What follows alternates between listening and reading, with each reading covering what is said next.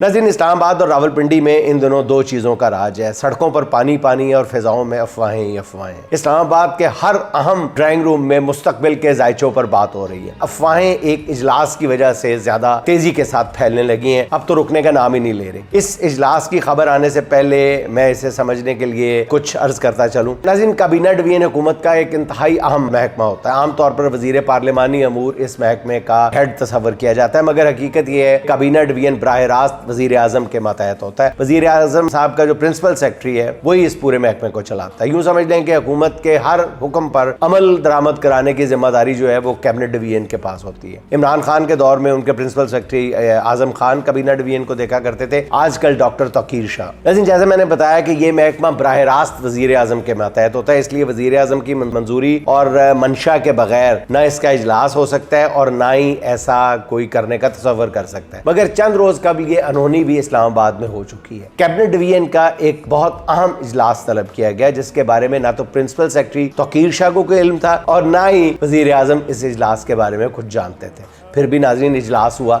जिसमें इस्लामाबाद ही नहीं चारों सूबों की जो टॉप ब्यूरोक्रेसी थी वो मौजूद थी। और इस इजलास को फिर आप पूछेंगे कि चेयर किसने किया। नाज़रीन, किसी और ने नहीं, हमारे बहुत ही लायक और अहल वजीर दाखिला मोहतरम जनाब मोहसिन नकवी साहब ने इस इजलास में अहम फैसले भी करवाए, चेयर भी किया। ऑब्वियसली ये मेरे नजदीक मसला ये है कि कैबिनेट डिवीजन का इजलास बुलाने का हक जो है वो सिर्फ वजीर आजम शहबाज शरीफ का था। उनसे ये हक छीन कर मोहसिन नकवी को दिए जाने पर मेरा ख्याल आने वाले दिनों के बारे में मुख्तलिफ तरह की छेमगोइयां की जा रही है। बाखबर हल्कों का ये कहना है कि मोहसिन नकवी की सदारत में काबीना डिवीजन के इजलास का इनेकाद जो है वो सिर्फ एक ट्रेलर था इस फिल्म का जो बहुत जल्द पाकिस्तानी अवाम को दिखाई जाने वाली है। बाज हल्के बड़े वसूख से ये दावा कर रहे हैं कि नून लीग और पीपल्स पार्टी की मौजूदा क़यादत से जान छुड़ाने का फैसला कर लिया गया और आने वाले दिनों में टेक्नोक्रेट सेटअप लाने की या कमोबेश टेक्नोक्रेट कम पॉलिटिकल सेटअप लाने की तैयारियां हो रही हैं। पॉलिटिकल सेटअप ही होगा, लेकिन वो दरअसल टेक्नोक्रेट्स पर मबनी होगा, जिसमें असेंबली से ही लोग शामिल किए जाएंगे। नून लीग और पीपल्स पार्टी की क़यादत अवामी सतह पर अपनी साख अपने हाथों से तबाह व बर्बाद कर चुकी है। मेरा ज़ाती ख्याल है कि दोनों जमातों की इस फार्म 47 वाली क़यादत को बिल्कुल साइडलाइन कर दिया गया है। आवाम को तो छोड़े, उनके अपने घरों में उनके लिए रोने वाला कोई नहीं मिलेगा, जो मर्जी कर लें।